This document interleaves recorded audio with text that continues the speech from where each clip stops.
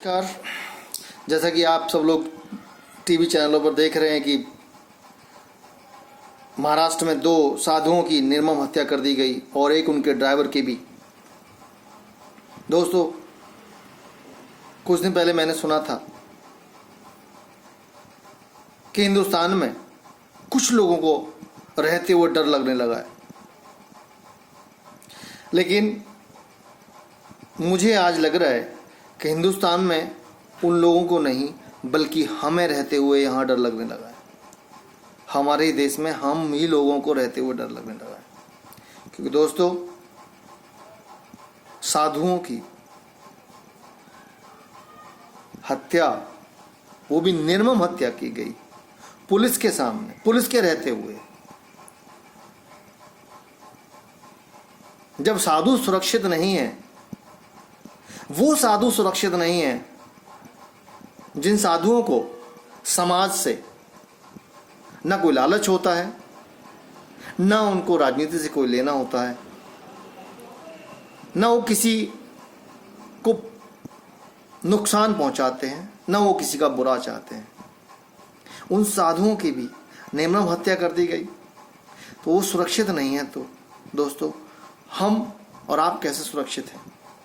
कैसे मान लें कि हम भी सुरक्षित हैं? इसलिए उन लोगों को जिन्होंने कहा था कि हम हिंदुस्तान में हम डर लगने लगा है, बल्कि ऐसा नहीं है, डरते अब हम हैं कि हमें हमारे हिंदुस्तान में डर लगने लगा रहते हुए। दोस्तों, आज जिस तरह से 2 साधुओं की और एक उनके ड्राइवर की पीट पीट कर हथियारों से, डंडों से उनकी हत्या की गई, वो भी बिना किसी अपराध के, बड़ी दुख की बात है। लेकिन इस समाज में जो ये हो रहा है, साधुओं को इस तरह पीटा जा रहा है, साधुओं की इस तरह हत्या की जा रही है, बड़े दुख की बात है। अरे जयचंदो, कुछ तो समझ जाओ। अब तो कम से कम ये अपने जमीर को मत बेचो। देश को कहां तक ले जाओगे? 100 लोगों की भीड़, एक साथ 100 लोगों की भीड़, वो भी हथियार और डंडे के साथ, कैसे आ गई लॉकडाउन में? महाराष्ट्र सरकार से पूछ रहा हूं मैं, कहां है इसका प्रशासन? कहां है इसकी सुरक्षा?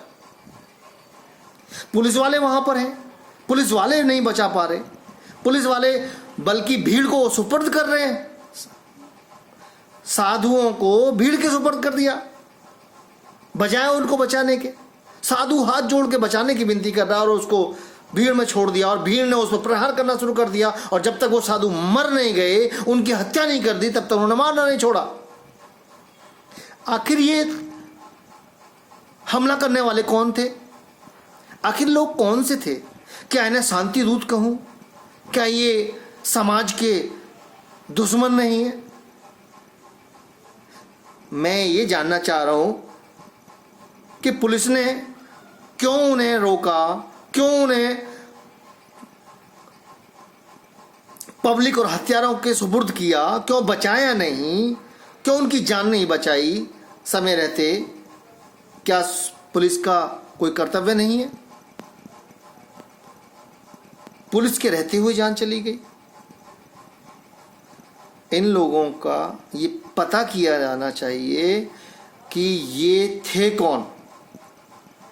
मैं महाराष्ट्र सरकार से ये भी मांग करता हूं कि इन लोगों के नाम, जो लोग इस वारदात में पहचान लिए जाएं और पहचान की जाए, और जिन पर ये निश्चित किया जाए कि ये वारदात में ये थे, उनके सार्वजनिक नाम और उनकी डिटेल सार्वजनिक की जाए। मैं महाराष्ट्र सरकार से ये भी मांग करता हूं कि ये हत्या, साधुओं की निर्मम हत्या की गई है। 2 पुलिस वालों को सस्पेंड करने से काम नहीं चलता, या किसी को सस्पेंड करके 2 साल 4 साल के लिए और उससे फिर केस चलाया जाए। इसका इन्हें अब ऐसा कुछ कदम उठाना चाहिए महाराष्ट्र सरकार को, ताकि ऐसा कभी भविष्य में ना हो, किसी की हिम्मत ना हो। क्या इन साधुओं की हत्या इसलिए की गई थी कि ये सनातनी साधु थे? क्या इसलिए की गई थी कि इन्होंने भगवा कपड़े पहन रखे थे? अगर इनकी जगह कोई दूसरा होता तो अब तक आतंक मच गया होता, पूरे देश में त्राही त्राही हो गई होती। लॉकडाउन होते हुए इतनी भीड़, 100 लोगों की भीड़, वो भी हथियार के साथ।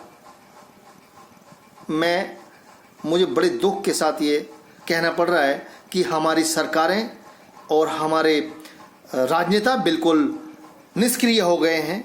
न इन्हें धर्म दिखता है, न इन्हें लोग दिखते हैं, न इन्हें साधु दिखते हैं, न इन्हें गरीब दिखता है। सिर्फ इन्हें अपनी रोटियां दिखती हैं, रोटियां सेकने की इन्हें पड़ी रहती है बस। धन्यवाद।